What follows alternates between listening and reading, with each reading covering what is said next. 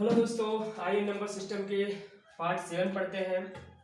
अगर आप हमारे 6 वीडियो को आप नहीं देखे हैं दोस्तों, तो पॉल चैनल पर आप जाके वो 6 वीडियो को आप देख सकते हैं। दोस्तों आ जाइए, मैं आप लोग को नंबर सिस्टम में पूर्व संख्या, प्राकृतिक संख्या, आभास संख्या और जितने सारे भाग हैं मैं एक ही वीडियो में आपको बताऊंगा। तो दोस्तों शुरू से लेकर आखिर तक बने रहें दोस्तों और इस वीडियो को देखें।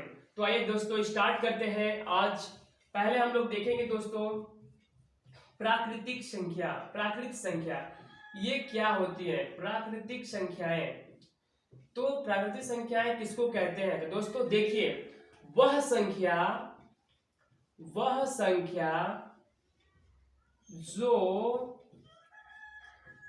जो एक से आरंभ होती है या प्रारंभ होती है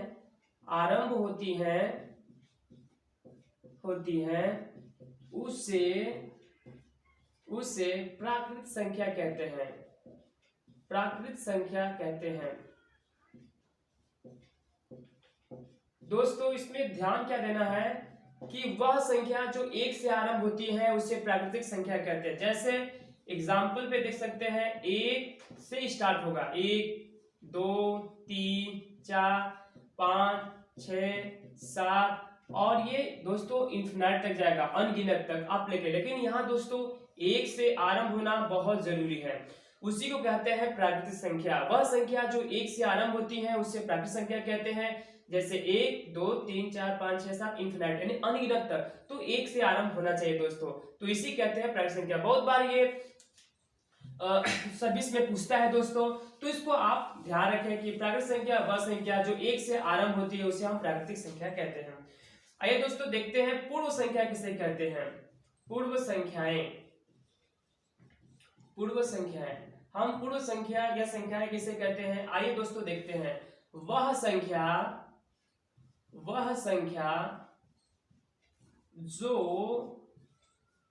जो 0 से आरंभ होती हैं उसे पूर्व संख्या कहते हैं।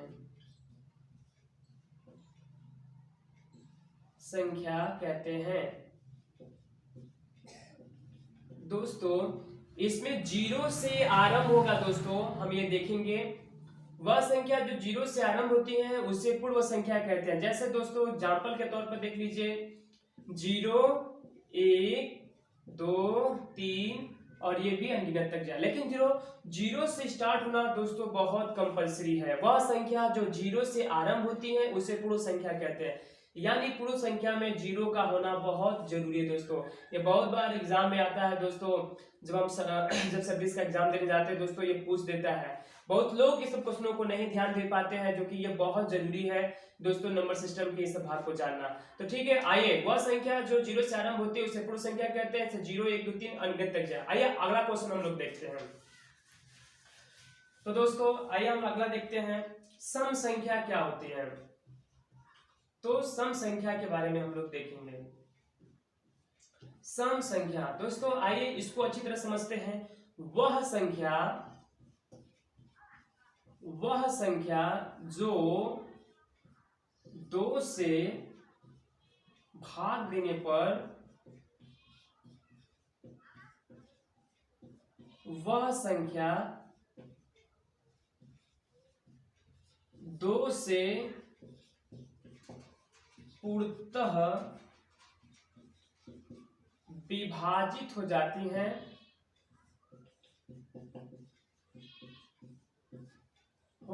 हैं उसे सम संख्या कहते हैं।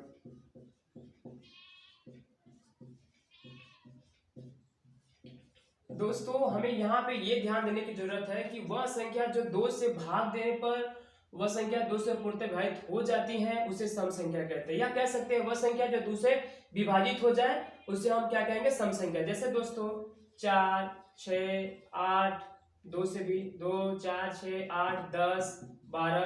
अब इसमें 2 से भागा लगाएंगे दोस्तों, कट जाएगा। 2 से भागा लगाएंगे दोस्तों, 8 में भी 2 से, तो ये सारा चीज क्या है? सिर्फ 12 में 2 से भागा लगाएंगे, 2 छक्का 12, ये खत्म दोस्तों। तो आप समझ जाइए कि क्या होती है, ये सम संख्याएं होती है। मतलब वह संख्या जो 2 से भागा लगाने पर कट जाए या विभाजित हो जाए उसे हम सम संख्या कहते हैं। आइए हम देखते हैं विषम संख्या क्या होती है। विषम संख्या, तो विषम संख्या क्या होती है दोस्तों, ये भी देखेंगे।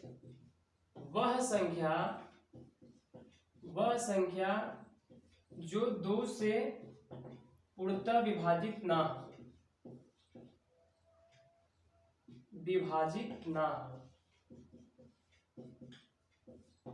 हो उसे विषम कहते हैं, उसे विषम संख्या कहते हैं। यह सम का ठीक उल्टा होता है दोस्तों। जैसे हम देखेंगे वह संख्या जो 2 से पूर्णतः विभाजित न हो उसे विषम संख्या कहते हैं। जैसे 1, 3, 5, 7, 9, 11, 13 इत्यादि।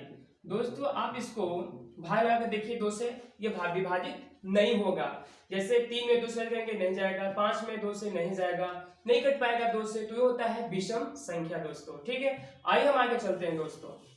ये ठीक विषम संख्या सम का ऑपोजिट होता है या उल्टा होता है।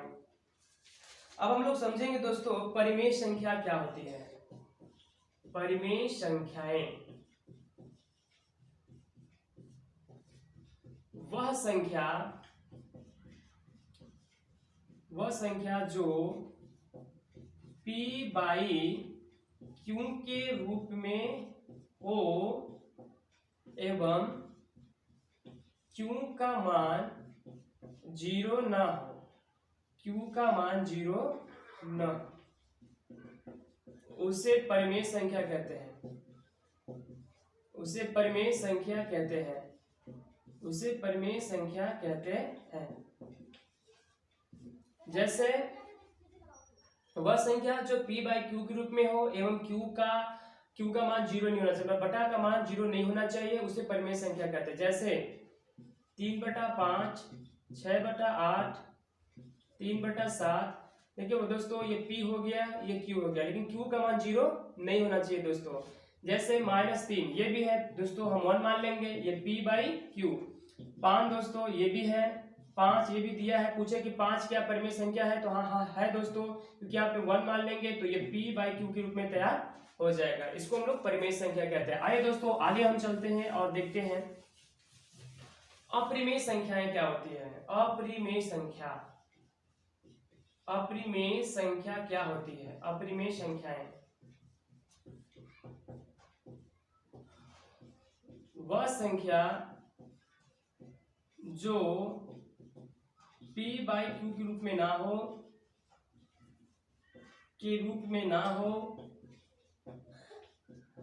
हो उसे अपरिमेय संख्या कहते हैं,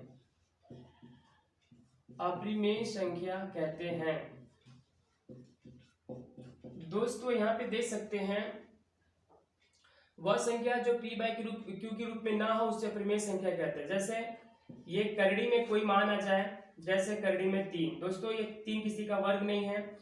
अगर करड़ी में 4 दिया तो कभी दोस्तों ये अपरिमेय नहीं हो सकता, ये परिमेय ही है। क्यों?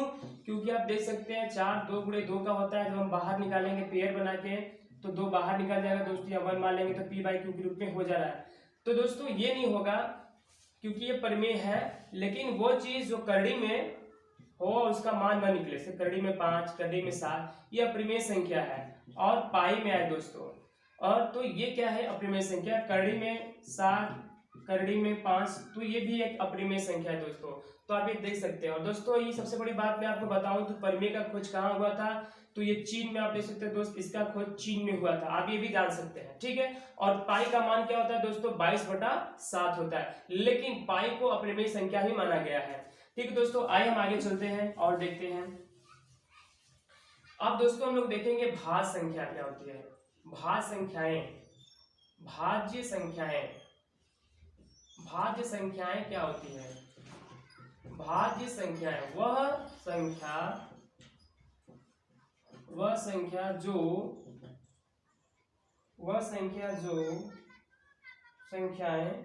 वह संख्या जो एक स्वयं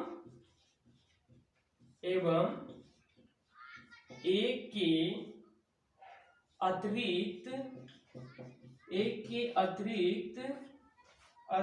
किसी अन्य संख्या से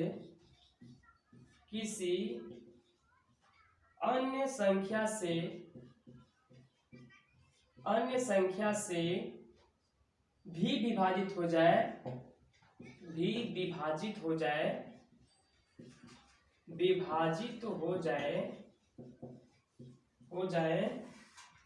उसे भाज्य संख्या कहते हैं। दोस्तों ये दे सकते हैं वह संख्या जो स्वयं एक से अतिरिक्त किसी अन्य संख्या से विभाजित हो जाए उसे भाज्य संख्या कहते हैं। जैसे दोस्तों चार देखिए एक से भी हो जाएगा, स्वयं से भी हो जाएगा और अन्य संख्या से भी विभाजित हो जाएगा, 2 से भी हो जाएगा, 1 से भी हो जाएगा और स्वयं से भी हो जाएगा। दोस्तों जैसे 6 ये 1 से भी कटेगा, स्वयं से भी कटेगा, किसी और संख्या से भी कटेगा। दोस्तों जैसे 8 भी देख सकते हो दोस्तों, किसी और संख्या से, स्वयं से और अन्य संख्या से। और 9 दोस्तों इसी प्रकार से और भी संख्या इस तरह से आप जान सकते हैं। मतलब कि भाज्य संख्या वह संख्या जो स्वयं से एक के अतिरिक्त किसी अन्य संख्या से भी कटे उसको हम लोग भाज्य संख्या कहेंगे। जैसे 4 दोस्तों ये 2 से भी कट रहा है, 1 से भी कट रहा है और स्वयं से भी कट रहा है, तो ये संख्या। और सबसे बड़ी दोस्तों पूछता है कभी कभी एग्जाम में कि सबसे छोटी भाज्य संख्या बताइए, कभी कभी पूछता है कि सबसे छोटी भाज्य संख्या बताइए, तो विकल्प में डालता है कि सबसे छोटी भाज्य संख्या क्या होगी। तो दोस्तों सबसे छोटी भाज्य संख्या 4 होती है, ये याद रखें दोस्तों, सबसे छोटी भाज्य संख्या 4 होती है। और ये आपको याद करना बहुत जरूरी दोस्तों, क्योंकि एग्जाम में जरूर पूछ देता है कभी कभी, तो आप इसे सुपर माइंड बनाए रखें। मुझे उम्मीद नहीं, विश्वास है कि भाज्य संख्या भी आप लोगों को समझ में आएगी। आइए भाज्य संख्या के बारे में हम लोग देखते हैं। अभाज्य संख्या दोस्तों, अभाज्य संख्या क्या होती है? अभाज्य संख्या वह संख्या जो एक एवं स्वयं से विभाजित हो उसे अभाज्य संख्या कहते हैं। अभाज्य संख्या कहते हैं। दोस्तों यहाँ पे ये ध्यान रखना है कि वह संख्या जो एक एवं स्वयं से विभाजित हो उसे अभाज्य संख्या कहते हैं। मतलब एक और स्वयं के सिवा और किसी में इसमें नहीं आ सकता है, केवल एक से और स्वयं से विभाजित होगा। जैसे हम बात करते हैं 2, देखिए दोस्तों 2 एक और स्वयं से कटेगा, 3 भी, 5 भी, 7 भी, 11 भी, 13 भी इत्यादि। ये ऐसी संख्या है जो केवल एक और अपने आप में स्वयं में कटे उसको अभाज्य संख्या कहेंगे। जैसे 2, 3, 5, 7, 11, 13। देखिए दोस्तों 2, 2 एक कम 2 और अपने आप से कटेगा, 1 से भी कटेगा और 2 से, 3 से भी, 1 से भी कटेगा, 3 अपने आप से कटेगा स्वयं से, 5 भी वही प्रक्रिया है। तो वह संख्या जो एक एवं स्वयं से विभाजित हो उसे हम अभाज्य संख्या कहते हैं। और दोस्तों सबसे बड़ी बात याद रखिए कि सबसे छोटी, एग्जाम में पूछता है सबसे छोटी अभाज्य संख्या दोस्तों 2 होती है। ये भी आपको एग्जाम में देखने को मिलेगा दोस्तों, आप भी देखेंगे तो कई लोग पूछते हैं सबसे छोटी अभाज्य संख्या दोस्तों 2 होती है, तो आप लोग को ये मालूम होगा दोस्तों। आइए तो हम नेक्स्ट में चलते हैं। नेक्स्ट को हम लोग समझेंगे।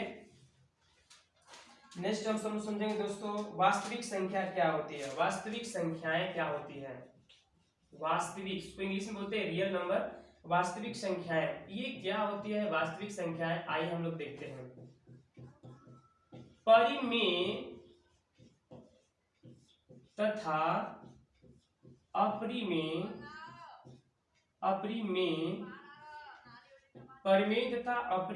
संख्याएं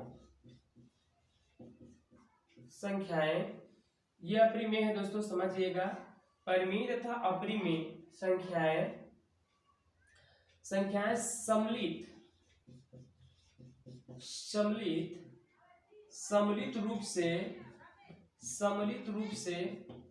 वास्तविक संख्याएं कहलाती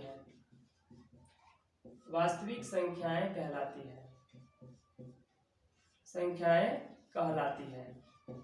दोस्तों आप ये देख सकते हैं ये बोल रहा है परिमेय तथा अपरिमेय संख्याएं सम्मिलित रूप से वास्तविक संख्याएं कहलाती है। यानी दोस्तों एग्जाम्पल के तौर पर जैसे हम देख सकते हैं 2/3 -1 यानी परिमेय भी हो गया और ये भी परिमेय संख्या है। और दोस्तों हम इसमें दोनों भी रख सकते हैं, यानी अपरिमेय वाला मान भी पाई। इसमें बोला था कि यह परिमेय संख्या होती है, दोनों रूप होना चाहिए, परिमेय का भी दोस्तों और अपरिमेय का, तो उसको हम वास्तविक संख्याएं कहते हैं, जो दोनों का मान लेकर बैठेगा, परिमेय का और अपरिमेय दोनों का दोस्तों। और करड़ी में 2 और करड़ी में 3 इत्यादि, यानी ये परिमेय और अपरिमेय दोनों का मान लेकर चलता है दोस्तों, इसको हम वास्तविक संख्याएं कहते हैं। तो आप लोग को समझ में आया होगा दोस्तों, परिमेय तथा अपरिमेय संख्याएं सम्मिलित रूप से वास्तविक संख्याएं कहलाती है। 2/3 ये परिमेय का है, ये भी परिमेय का, लेकिन ये अपरिमेय का है, दोनों लेकर चलेगा दोस्तों, उसको वास्तविक संख्याएं कहते हैं। ठीक है दोस्तों, और आगे चलिए हम लोग देखते हैं सहअभाज्य संख्याएं क्या होती है। सहअभाज्य संख्याएं, ठीक है दोस्तों, सहअभाज्य संख्याएं हम लोग देखेंगे कि क्या होती है। सहअभाज्य संख्याएं, सहअभाज्य संख्याएं क्या होती है हम लोग देखेंगे। सहअभाज्य संख्याएं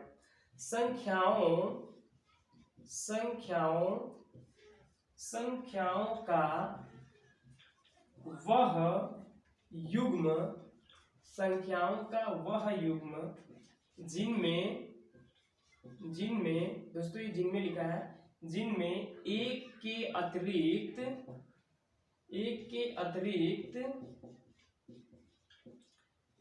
अतिरिक्त कोई अन्य गुणनखंड ना हो, कोई अन्य गुणनखंड ना हो। ठीक है दोस्तों, इसको आप देख सकते हैं कि लिखा है संख्याओं का यह वह युग्म जिनमें एक के अतिरिक्त, यानी एक के अतिरिक्त कोई अन्य गुणनखंड ना हो। जैसे दोस्तों युग्म रहेगा 2 और 5, इसमें देखेंगे तो केवल एक का ही गुणनखंड का रूप है। और 3 और 5 दोस्तों देखिए, इसमें भी एक का ही गुणनखंड का रूप है। और दोस्तों हम 5 और 7 को जानेंगे तो इसमें भी क्या है, गुणनखंड का रूप है इत्यादि। तो आप इसको इस तरह से समझ सकते हैं दोस्तों, संख्याओं का वह युग्म जिनमें एक के अतिरिक्त कोई अन्य गुणनखंड ना हो, उसे हम सहअभाज्य संख्या कहते हैं। सहअभाज्य मतलब जो साथ में संख्याएं रहेंगी, 2 और 5, 3 और 5, 5 और 7। दोस्तों ये केवल अपने आप में एक में कटेंगी, एक के ही गुणनखंड में रहेंगे। तो दोस्तों आप समझ में आया होगा कि सहअभाज्य संख्या क्या है। तो ये नंबर सिस्टम के पार्ट 7 में है दोस्तों। अगर आप हमारे 6 भाग को नहीं देखे हैं तो पॉल चैनल पर जाकर उसको सब्सक्राइब, कमेंट और शेयर कीजिए।